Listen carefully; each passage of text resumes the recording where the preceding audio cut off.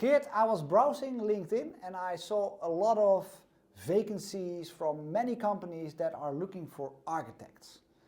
And I was wondering, because when I think about architects and all the architects I have met during my career, is that some of them are really hands-on, they are building together with the team, but there are also architects that are really drawing these great pictures, but the pictures do not actually make sense when you start implementing it, or they have created a picture that has been implemented, but like 2 months or 3 months later, the complete architecture has changed and the pictures are not up to date. So I was wondering, like, what is architecture and how do you think about that? Yeah, I have an opinion about this. And you were especially talking about the architects who live in an ivory tower, making decisions for the whole organization. And I really believe that we can do without. I think we can do without architects. Whoa. In general. That is a bold statement. I think that we should do a podcast about architecture without architects. Okay, let's go.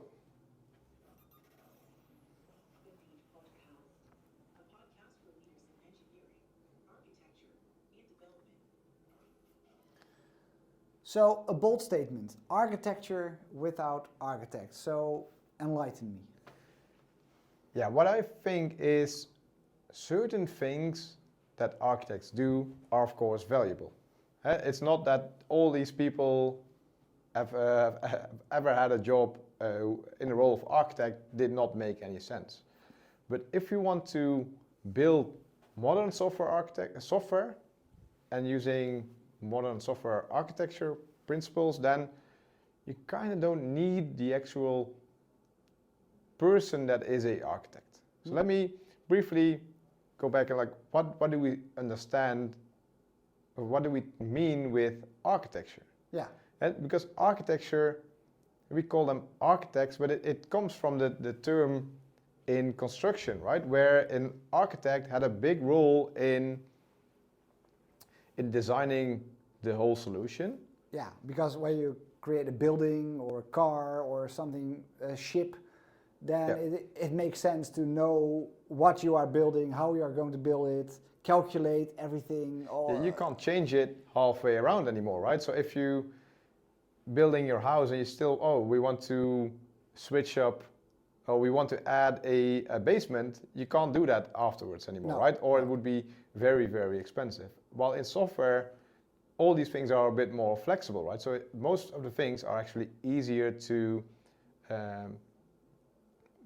to do in a later stage. Yeah, but I think typically we used to design, or we still design software as it is a building. Like we need to know everything up front, we need to know our bill of materials and everything that we need to do. Yeah, of course, because this gives the false impression of we want to have a cost up front. So if we would know all the details and how much time it would cost to implement this, then we have a clear picture of how much our software is going to cost. Yeah, so it's almost the same as that we have with the waterfall project management approach, right? Yeah, so that's where this fits, right? So an architect in the waterfall principles it is at the beginning of the process.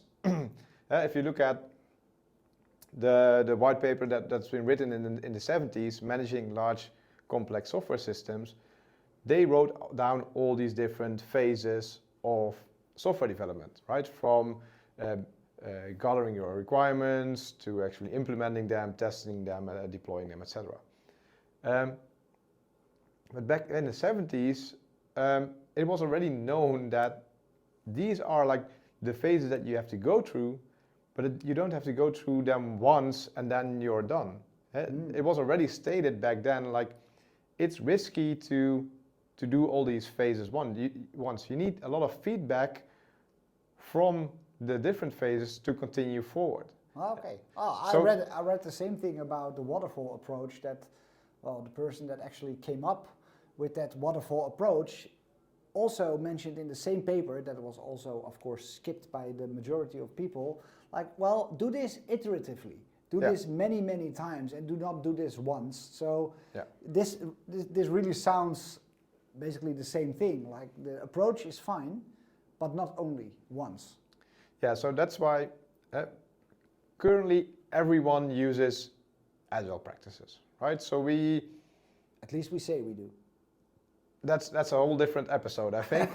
But most teams try to build software in an iterative way, or at least short cycles of building their software. It might be that you're still working on a bigger whole, not releasing it every two. I'm not talking about the maturity of agile at this moment, but what we try to do is having feedback cycles. So that's the idea that was already in the 70s paper, having these iterations of building your software so you can change things later on. But how does that work with a big design up front? We could make a big design and then start implementing this in 2 week by 2 week iterations, but that makes no sense. Yeah, and I think the Scrum Guide even says that the big design up front is really, really evil. You should not do it. It's how do they call it? Emerging architectures. Yeah, because we've learned over the years that you can't do things right the first time. Building software is a complex thing, so you need to make these decisions while you go.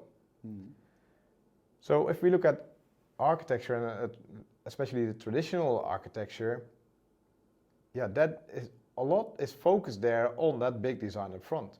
Yeah, but what the other side of that story is, teams that really practice agile, they do not do any architecture, and I've been in those teams as well, and then it is a big mess, because, well, people do stuff, and then 2 weeks later they do completely different stuff, and then in 2 years' time it's one big bowl of spaghetti and nobody understands it anymore. Yeah, so that's why I like to call this doing architecture without architects. I still think we need to do architecture, so we still need to design certain things, etc. But we don't have to have one person who's really having that certain role. So let's take a step back and look at what do we define as architecture, so we can try to give that a place in the actual processes and teams, how we like to develop software. Yeah, so let's do that, because I also have always these different types of definitions. So I hear people talk about software architecture when we really talk about the classes and the objects and how these objects work together, etc. There is solution architecture on how do the different components in the system work together. And then there is also enterprise architecture, and that is even more towards organizational and business things on how do the systems fit into our organizational behaviors. So already there is a lot of different types. Yeah, there's even more architecture that you could define, right? But what I like to let it boil down to some really simple definitions. So I think everything that is all the decisions that you need to make as a team or organization, that is really hard to change later on, either in just mere costs or time or effort that it takes to change that direction. That is what I like to call architecture. So making these decisions. Okay, so do you also say that there are multiple types of decisions you can have in a software system?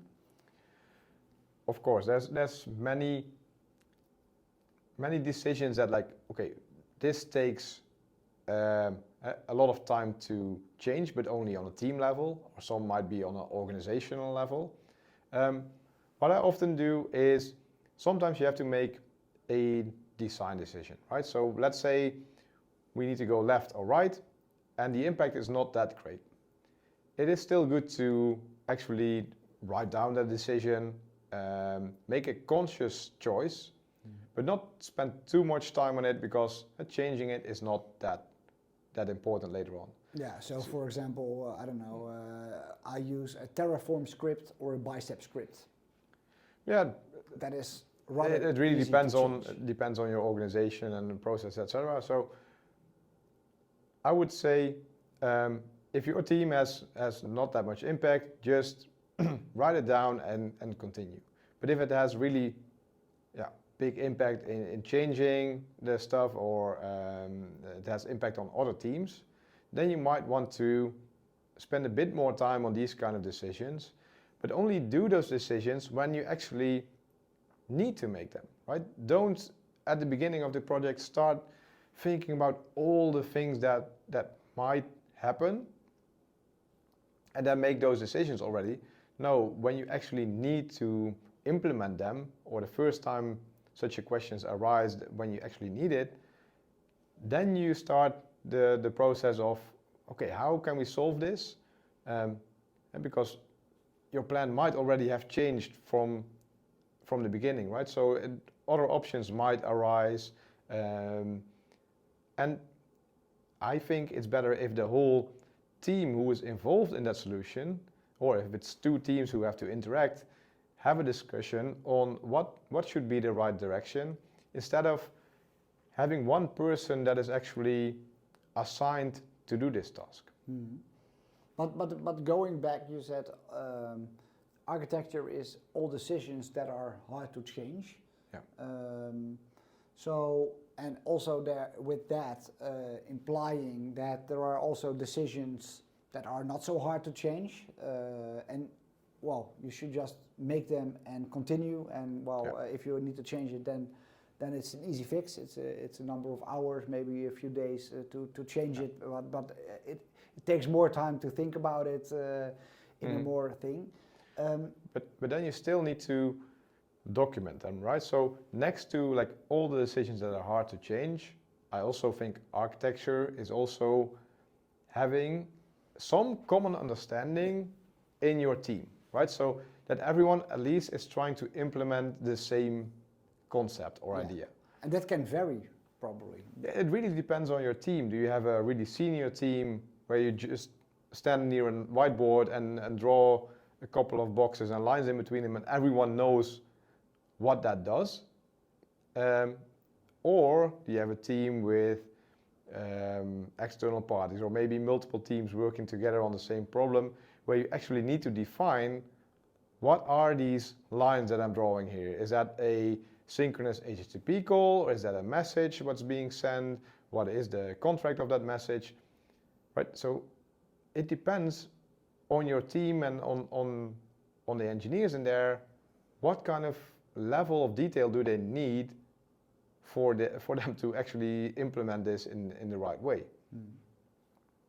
So having a shared understanding is key to actually implement it, and it can be just a team that sits together for half an hour and discusses it. I prefer to have something written down or drawings, because that makes it a lot easier to discuss. Yeah, and also to fall back on when something, like in a week later or 2 weeks later or a month later, if you are still in the process of building it. And maybe also for communication towards other stakeholders, like, okay, this is what we are going to do, this is the implication on some other systems, etc.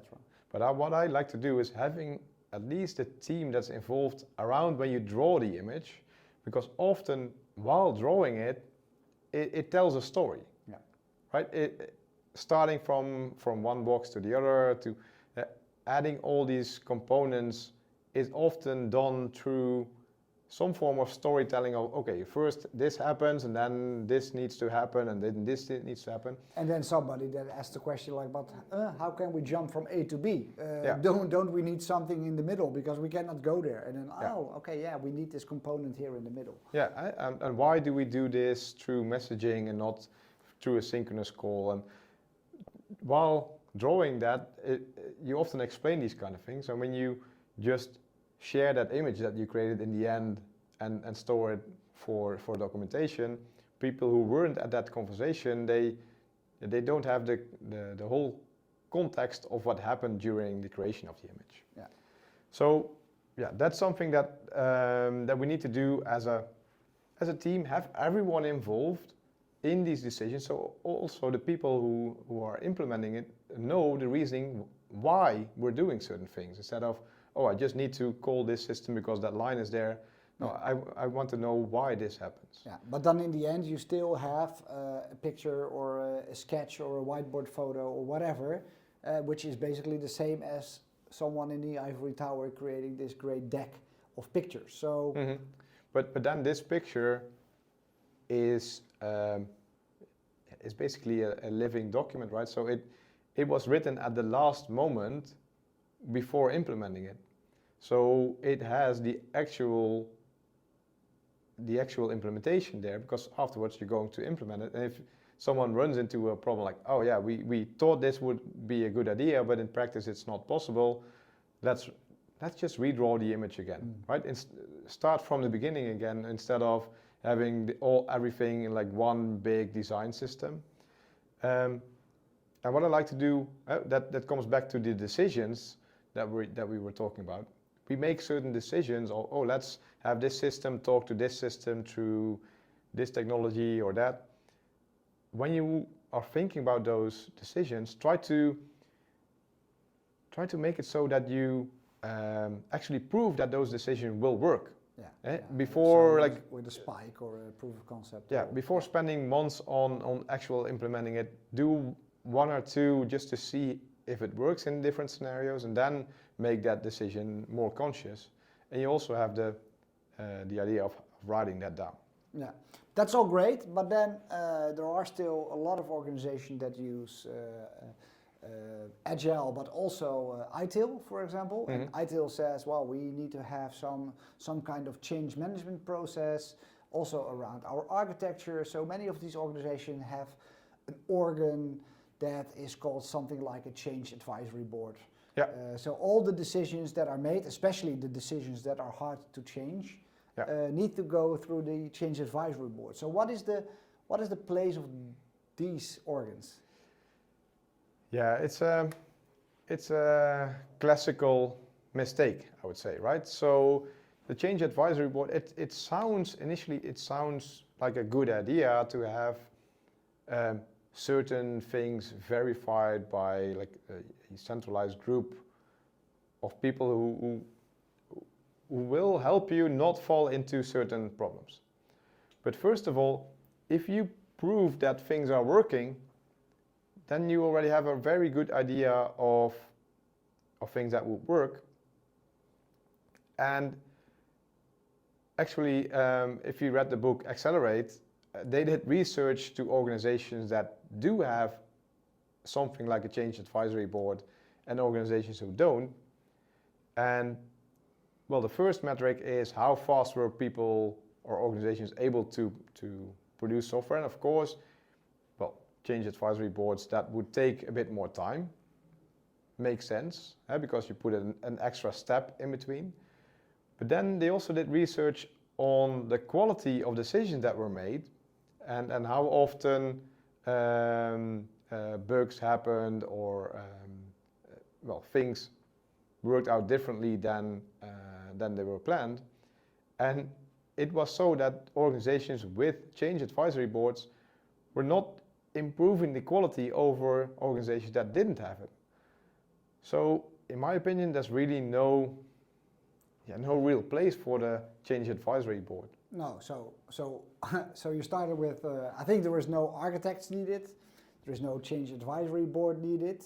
So that, I think, means something to organizational structure, because, well, traditional organizations have these architects, the people that are, like, their sole job is being an architect, and there is people that are in the change advisory board. So if we don't do that, let's step up a little bit to organization level. How do we approach this on an organizational level? Yeah. So first of all, I think we don't need architects, as in people who are architects full-time in the role. I think everyone could be an architect, and just help making the decisions either on the team level or on organizational levels. So maybe before we go into the organization level, it's a bit easier to look at like on an application scope, right? That's the more simple solution. I think on an application, I like to work with the DevOps mantra, you build it, you run it, right? So when you build it, you run it, as a team, you want to have the responsibility to do everything around that application, to own the application. Yeah. You need to have all the disciplines in your team to actually build it and run it. But that also means that you need to make the decisions yourself as well as a team. If you're responsible, then you also need to be able to make those decisions themselves. Yeah, and the decisions are a constant thing, like architecture. It's constantly evolving. Yeah. So you need to have a continuous process of how do we deal with architectural decisions, both small and big, and how do we deal within our team with these decisions. Yeah, and it might be that one decision is not 100% technically the best solution. But if the skills in your team make it so that it's better to go the other way, which is also 95% as good as the other one, that might be good enough, right? So I think that's really strong if you build like really stream-aligned teams who own a certain value stream from beginning to end, and then make their own decisions. Yeah, because I think that really ties into the organization level, the Conway's Law, where we have the tendency of software to be architected like the organization is architected. So if you have a silo of architects and a silo of database engineers and a silo of front-end people, then your system will probably look exactly like that. Yeah, so that's really when you are looking at these problems overarching certain applications, right? So you're looking at a landscape that, all my different value streams need to talk to each other. And if you look at that from a centralized standpoint, which is often the ivory tower that the architects live in, they look at all these different components that need to talk to each other. So they're like, we need to centralize this into one big enterprise service bus, for example, they're all storing data. Let's put that all in one big database so it's easier to manage. That's when you look at it from outside in, and that's what Conway's Law does, right? The communication, the way of how an organization communicates. So through a central concept like architecture or architecture form, a board, that boils down to an architecture that looks that way, as you described, right? Yeah. So if we would change that around and actually make the organization so that teams are really responsible for a certain value stream. Yeah, streamlined, end to end. Yeah, then they can make their own decisions about how to store their data, how to interface with other teams. And that it might be that for certain things you might want to set some organizational guidelines of these are the things that we like to do. Yeah. So let's dive in that a little bit more. So we have teams that are constantly doing architecture. We say that everyone should or could be an architect because they are part of that team that needs to run autonomously. Yeah. And of course, to elaborate a bit on that is that everyone can be an architect, but you can say, well, this person is far more senior, he has a lot more experience, so he knows better about making these decisions compared to like some junior that just came in. That might be true, right? But I would always involve all of them. It might be that the junior just read some articles about how a certain thing works well, right? So it might be that that this person has some really good insights into making these decisions. So having them all in the conversation is really key, and that's why I say everyone could be part of the architecture process. Yeah, yeah. And if you have decisions that are maybe a little bit more overarching, so you have a team and you make decisions in the scope of your team, but sometimes you also need to make a decision that has a big impact on another team, or even it is ideal or maybe even required from a management perspective on, okay, we are not doing both React and Vue, but we are choosing one stack. We don't want both. So, we don't care which one, but we have to pick one. So that makes a decision not only of a team, but more of multiple teams. So how can you organize that a little bit? Yeah, so first of all, what I like to advise is to have at least a standard way of writing down your decisions. And I think it's common practice nowadays in our industry that we use ADRs, architecture decision records, which are quite simple memos of why we make certain decisions. And this can be on any level. Yeah, and the context in which you made the decision. Yeah, right. So this document starts off with like a problem description often, and then what were the alternatives that we looked at, and this is the outcome of it. So you can do this on every level, on a team level, just by yourself, or on an organizational level. But these things are also living documents. They are made in a certain context and time. So maybe a year later, you can actually revise them or create a new version that has an update of it. Writing down all these decisions also makes it easier for new members to join your team or people switching team, etc. So you have these things written down. Then looking at how do we go across teams that run into the same issues, or indeed looking at one central problem. I like an idea that Martin Fowler actually came up with that was called the Architecture Advisory Forum. Sounds a bit like Change Advisory Board, but it's something completely different, right? So it really ties down on the same idea of having these ADRs. So what you do as a team, you create your ADRs, especially the type of ADRs that you want to discuss with other teams. So like the type of changes that might have impact. So only the things that do not have impact, it's still good to write them down so you don't have the discussion on those subjects over and over again. But the things that have impact, start off with writing a ADR proposal.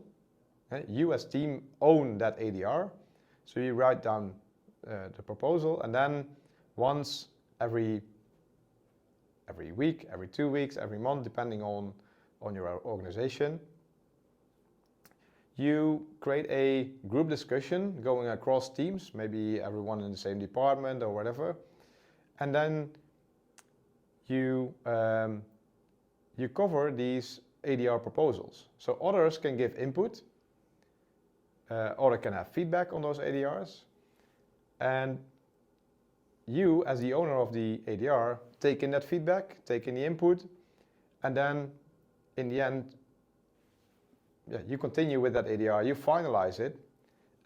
You can use the impact or the input from the other teams, but if you have good reasons not to do so, you still write that down in the ADR, like, yeah, we looked at this alternative that team X mentioned, but it does not really fit our case. Yeah, so it really becomes more a group effort, more a democracy than. No, I think you as a team, you build it, you run it, you own it, so you also own your decisions. But if you say, yeah, we're having this doubt between solution A or B, and then the other team say, well, we had basically the same decision made a month ago.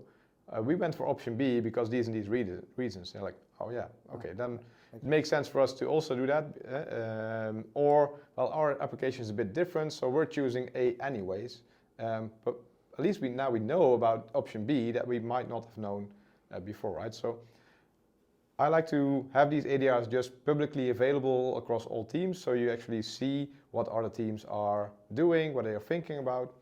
And then you can already before this group discussion have some discussions on in an asynchronous way of giving feedback to these ADRs. Yeah, makes sense. So basically, I think what I got out of this conversation is really architecture is still there. It's very much needed, but the role architect is something that can be suitable for many people, not one person that decides everything. Especially since technology is changing so fast, it's really hard to keep up with all these things if you're not really in touch of the things yourself. If you don't, you also need to be hands-on experienced, right? Yeah, if you don't have hands-on experience, I don't think you can design such a thing in a proper way, especially with all the new things that happen all the time.